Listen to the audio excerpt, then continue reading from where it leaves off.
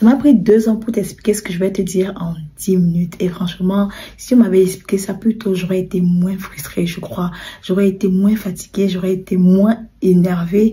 Mais bah, on apprend tous les jours et j'espère vraiment que cette vidéo va t'aider, toi, à mieux t'organiser, à mieux gérer ton business et à mieux structurer ta vie. Si c'est la première fois que tu me vois, je suis Elodie Onana et depuis 2019, je vous accompagne à vous lancer dans le business en ligne. J'ai fait mon premier million avec la Turquie, donc je sais de quoi je parle quand je parle de business. J'ai accompagné des centaines de personnes à se lancer dans le business avec la Turquie, avec la Chine. J'ai aussi ajouté le Nigeria à mon portfolio. Donc, si tout ce qui est business, entrepreneuriat, mindset, développement personnel t'intéresse, alors tu es sur la bonne chaîne. Parlons de productivité et d'organisation personnelle. Franchement, ça m'a pris beaucoup de temps pour comprendre que quand tu n'es plus seul, tu ne peux plus fonctionner comme quand tu étais seul. Oui. Première astuce pour toi, tu vas devoir t'adapter à l'autre. Et je vais parler ici en tant qu'une femme vraiment africaine, pas une femme... je ne veux pas dire émancipée parce que je suis une femme émancipée, mais je comprends aussi que l'homme africain, oui, il faut prendre les choses en main en tant que femme dans la maison. Sinon, la maison est sens dessous et c'est compliqué de s'organiser. Donc, première des choses, astuce qui fonctionne en tout cas pour moi, c'était de m'adapter à l'autre. Oui, ça m'a pris le temps pour le comprendre. Et pour m'adapter à l'autre, c'est qu'il fallait complètement que je change chez moi. C'était le sommeil. Oh my God, j'aime dormir. J'aime dormir. Je t'assure que je peux dormir jusqu'à 11-12 heures. Quand je me réveille, je ne suis pas fatiguée en fait. Mais j'ai compris que si je dormais trop, après mes journées étaient trop courtes, trop chargées, trop full et mon business en prenait un coup. Et ça a été le cas. Je ne comprenais pas en fait ce qui se passait avec moi et j'ai compris que mon énergie baissait parce que le fait que je me réveille tôt et que j'ai beaucoup plus de choses à faire faisait qu'après j'étais fatiguée, j'étais exténuée, je n'avais même pas d'inspiration, je n'avais même pas de motivation. Et l'autre ne me comprenait pas, il me demandait tout le temps, mais Elodie, pourquoi tu ne fais plus ci, pourquoi tu ne fais plus ça? J'ai remarqué que ce mois tu n'as pas fait ci, tu n'as pas fait ça. Et j'avais tout le temps des excuses. Non, je n'ai pas fait ça parce que, non, je n'ai pas fait ci parce que, bref. It was all over the place. All over the place. Donc, j'ai compris qu'il fallait que je me réveille plus tôt. Avant, même, je mettais les réveils. 7h38, je mettais le réveil. Mais maintenant, même sans réveil, je me réveille à 7h38. Ça fait que quand je me réveille à ces heures-là, je sais que ma journée a commencé et ma journée commence par un post sur Facebook. De façon systématique, avant 9h, le post doit être fait. Alors qu'avant, tellement je dormais que soit je programmais les posts du matin, et après, ça réduisait la portée de mes publications, ça réduisait la portée de ma page. Ou alors, je ne faisais même pas le post du matin parce que je dormais. Oui. Which kind of life is that? Which kind of life is that? Je vous assure que le mariage donne le confort. Ça donne...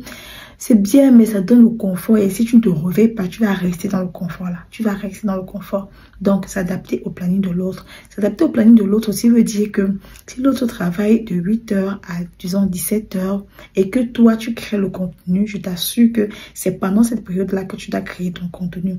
Si tu attends que l'autre rentre pour commencer à créer ton contenu, ça va créer des petites tensions, des petites frustrations parce que quand l'autre rentre, c'est aussi le moment d'avoir du temps de qualité avec l'autre, de causer, comment était la journée, qu'est-ce que tu as fait, de manger ensemble, de discuter sur la journée, sur les projets, peu importe. Mais si c'est quand il rentre que toi tu te lèves, il fallait créer le contenu, c'est un peu compliqué.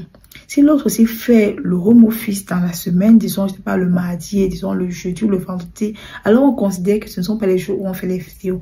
Je dis ce qui fonctionne pour moi. Tu peux adapter mes conseils à ta réalité, à toi, pour qu'il n'y ait pas de frustration, parce qu'il y a des personnes qui n'ont pas de home office, ou alors il y a des personnes qui sont en home office tous les jours. Donc, prends vraiment ce qui fonctionne pour toi, de mes conseils et adapte à ta réalité parce qu'on n'a pas toutes les mêmes réalités. Hein. La vérité, c'est ça. Si maintenant tu as un bébé à la maison, bah, tu t'adaptes aussi à l'enfant. Si l'enfant est encore bébé, peut-être tu fais ce qui est important pour ton business pendant qu'il dort. Et vraiment, pendant qu'il dort, c'est le moment où soit toi-même tu dors pour te reposer ou alors toi-même tu fais ce qui est important pour ton business. Et il y a aussi la notion de important, urgent et... prioritaire, il faut définir ce qui est important, ce qui est prioritaire, ce qui est urgent. Ce qui est urgent, on doit le faire là. Ce qui est prioritaire, on doit d'abord le faire. Ce qui est important, c'est peut-être important, mais ce n'est pas prioritaire ni urgent. Donc, toi, tu dois pouvoir définir ça. Et quand l'enfant dort, tu fais d'abord ça. Quand le bébé dort, tu fais d'abord ça. Et aussi, quand il part à la crèche, quand il part à l'école. C'est pour toi le moment de faire ce qui est urgent et important pour ton business. C'est le moment pour toi de faire ce qui est urgent et important pour ton business. On a aussi les moments que lorsqu'elle dépose l'enfant à l'école, lorsqu'elle revient à la maison, elle dort. Bon, nous, tout le temps, on fait ça. Elle dort et elle se réveille seulement à 14 heures. Mais le problème, c'est que quand l'enfant est là, si tu dois créer le contenu, je parle vraiment de mon cas. Si l'enfant est là, il revient de l'école, il a beaucoup d'énergie, toi, tu ne peux plus rien faire. Parce qu'il va crier, il va jouer, il va sauter. Toi-même, tu seras aussi en train de crier et tout. On est d'accord que pour travailler, pour faire les choses de ton business, ce sera compliqué. Donc, tu comprends un peu ce que je veux dire. Deuxième astuce aussi également super important, c'est que tu vas devoir comprendre que si tu travailles, alors tu as 3 agendas. Tu as d'abord l'agenda du travail, peut-être tu travailles de 9h à 17h. Ensuite, tu as l'agenda de lorsque tu es à la maison pour t'occuper de la maison. Donc, disons de, je sais pas trop, tu arrives à la maison à 19h, 19h21, non, je t'occupe de la maison. Et ensuite, tu as l'agenda de ton business. Donc, faire ce qui est important pour ton business. Est-ce que c'est de gérer les commandes? Est-ce que c'est de, je sais pas, est-ce que c'est de préparer le contenu de demain? Je dis vraiment, moi, ma réalité, hein. Est-ce que c'est de préparer le contenu de demain? Est-ce que c'est d'emballer les commandes des clients? Qu'est-ce que tu peux faire à ce moment-là? Après, ce que tu peux aussi faire, c'est de découper les choses de ton business dans ta journée de travail. Ça veut dire que si le matin, par exemple, tu prends le train pour aller au travail et que ça te prend 30 minutes, est-ce que pendant les 30 minutes là, tu ne peux pas faire ton pause du matin? Tu vois? Tu vois que tu as fait une chose qui concerne ton business. Est-ce que pendant ta pause de midi, tu ne pourrais pas faire une chose qui concerne ton business? Peut-être en pause, peut-être répondre à des messages, peut-être traiter des commandes, je ne sais pas trop quoi. Ça fait que le soir, quand tu reviens, tu as moins de choses à faire.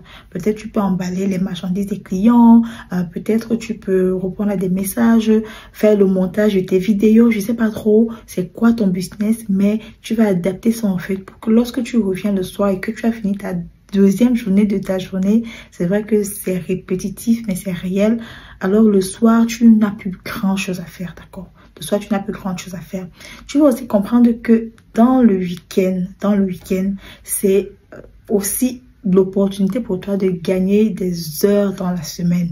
Pour nous, les Africains, on prépare beaucoup. Et ce qui prend souvent beaucoup de temps, c'est la sauce.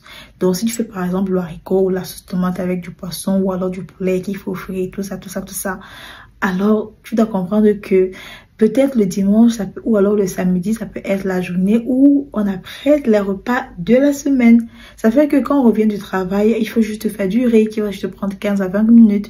Il faut juste faire le plantain qui va juste prendre 30 minutes. Et on réchauffe la sauce qui est déjà au congélateur. Tu vois que tu gagnes beaucoup de temps. Alors que si c'est quand tu reviens du travail qu'il faut encore préparer, c'est compliqué. L'autre chose aussi que je fais beaucoup, c'est de préparer pour 2 jours. C'est-à-dire que tu ne prépares pas tous les jours.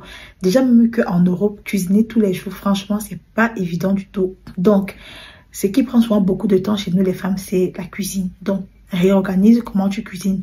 Tu ne peux plus cuisiner comme tu cuisinais quand tu étais seule, c'est-à-dire que tu cuisines quand tu veux, tu grignotes, si c'est que tu as l'appareil, c'est tout. Il faut aussi pouvoir intégrer que si tu ne peux pas cuisiner, c'est ok. Peut-être monsieur peut cuisiner le jour-là, ou alors on peut commander, ou alors on peut même sortir manger. Intégrer ça pour que cuisiner ne soit pas comme un fardeau. Pour que cuisiner ne soit pas comme un fardeau. Troisième astuce aussi pour toi, que j'ai gardé pour toi, déléguer, respirer et déléguer. Ne pas chercher à être une super épouse, une super maman, une super belle fille, une super, je sais pas, belle sœur. Fais ce que tu peux faire et délègue. Ça veut dire que même l'enfant qui a 3 ans là, tu l'intègres dans les tâches, tu l'intègres dans ce que tu fais à la maison. Il n'est pas petit, il n'est pas trop petit. Même l'enfant de 2 ans peut déjà commencer à débarrasser la table. Oui, tu intègres ça dans sa tête que quand on finit de manger, on débarrasse la table, on essuie la table, on peut mettre le plat à la cuisine. Pas qu'on finit de manger, on laisse la table là comme ça avec le riz et c'est encore maman qui est derrière en train de nettoyer. Non. On intègre aussi dans la tête de l'enfant que lorsqu'on finit de pisser, on tire la chasse. Ou alors, si on finit de faire popo et qu'il y a le popo dans le pot, on prend la brosse, on nettoie. Ce sont des petits trucs comme ça que je t'assure que accumuler, tu gagnes énormément de temps. Et lorsque l'enfant aussi atteint un certain âge, en 8 ans, 9 ans, On peut intégrer des trucs comme la vaisselle, on peut intégrer des trucs comme vider la poubelle. Je ne sais pas trop, selon aussi la maturité de l'enfant, parce qu'il y a des enfants qui grandissent assez vite. Il y a même des mamans qui intègrent la cuisine chez l'enfant à partir de 9 ans. 10 ans, l'enfant te prépare une riche sauce tomate. Toi-même, tu manges, tu es étonné. Tout ça va contribuer à te faire gagner énormément de temps. Aussi, intégrer monsieur dans le processus de tout ça. Ça veut dire que le jour où je ne peux pas cuisiner, il peut cuisiner. Ça veut dire que le jour où tu ne peux pas t'occuper des enfants, il s'occupe des enfants. Ça veut dire que le jour où tu ne peux pas faire ce que tu as l'habitude de faire, il va le faire.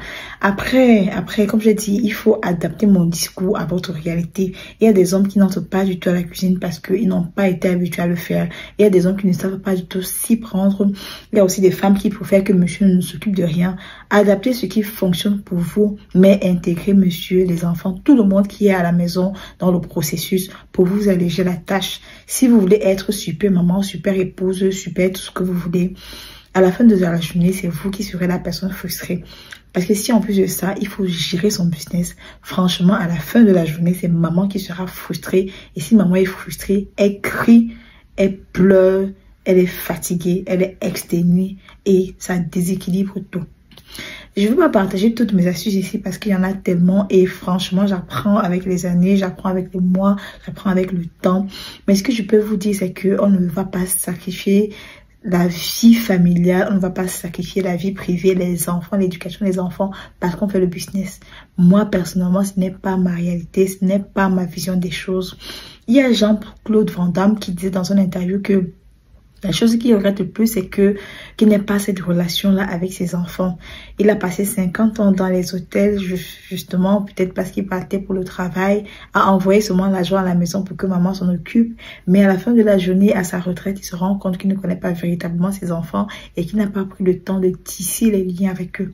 Les enfants, quand ils sont déjà grands, quand ils sont déjà adultes, parce que pour le cas de Van Damme, ses enfants ont, je pense, 39, 33 et 22 ans qui disaient...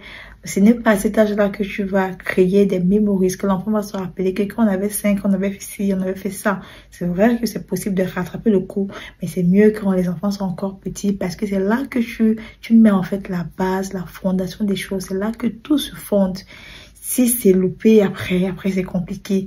On veut l'argent, on veut aussi avoir une famille harmonieuse, une famille équilibrée, une maman qui ne crie pas. Et d'ailleurs, je vais vous recommander 2 pages que vous pouvez suivre pour pouvoir mieux vous organiser. La première page que je vais vous recommander, c'est Les Attentions de Sonia. Elle donne énormément de bons conseils pour l'organisation, pour pouvoir être plus productive. Elle également maman, je pense, de 3 ou 4 enfants. Et donc, sa réalité, quand elle explique, quand elle donne les conseils, c'est vraiment adapté. Elle aussi, elle a son business, elle travaille également.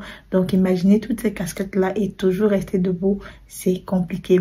Il y a également une autre dame, une ivoirienne que je suis. Je pense que j'éduque mon enfant. Le nom de sa page, elle aussi, très, très bonne. Et j'aime beaucoup sa pédagogie. Très belle dame d'ailleurs. Elle est complètement entrepreneur, mais elle était aussi salariée. Elle a, je pense, 2 ou 3 enfants, mariés également. Donc, ce sont des personnes qui sont aussi dans cette réalité-là, qui pourraient te donner des conseils qui peuvent t'aider à t'organiser. Et je voulais vraiment finir cette vidéo avec le mot organisation. Boss, en tant que femme, tu dois être organisée. Si tu n'es pas organisée, ce sera un chaos total. Si en plus tu as un business, ce sera difficile à gérer. Et je ne parle même pas de tout ce qui est autour, qu'il faut gérer la famille, les problèmes et tout ça. Donc, commence déjà toi par être organisé, par gérer déjà tes émotions et par adapter l'ancienne toi à la nouvelle toi parce que ta réalité d'avant, lorsque tu n'es plus seul, ce n'est plus la même réalité d'aujourd'hui. Merci de m'avoir écouté. Bon, j'espère que cette vidéo t'aura plu et qu'elle t'aura inspiré, qu'elle t'aura motivé. Nous avons les savons noirs du Nigeria, les savons du Maroc. On a ajouté les Kojisan de Philippines. Je vais faire une autre vidéo où je parle complètement des Kojisan.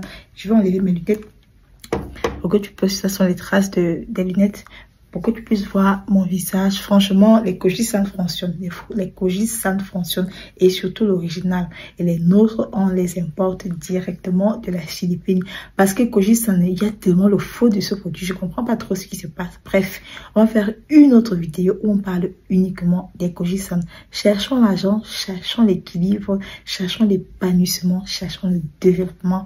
On peut le faire. Ne dors pas, boss. On va dormir après. Ciao! N'oublie pas de t'abonner, de liker et de commenter.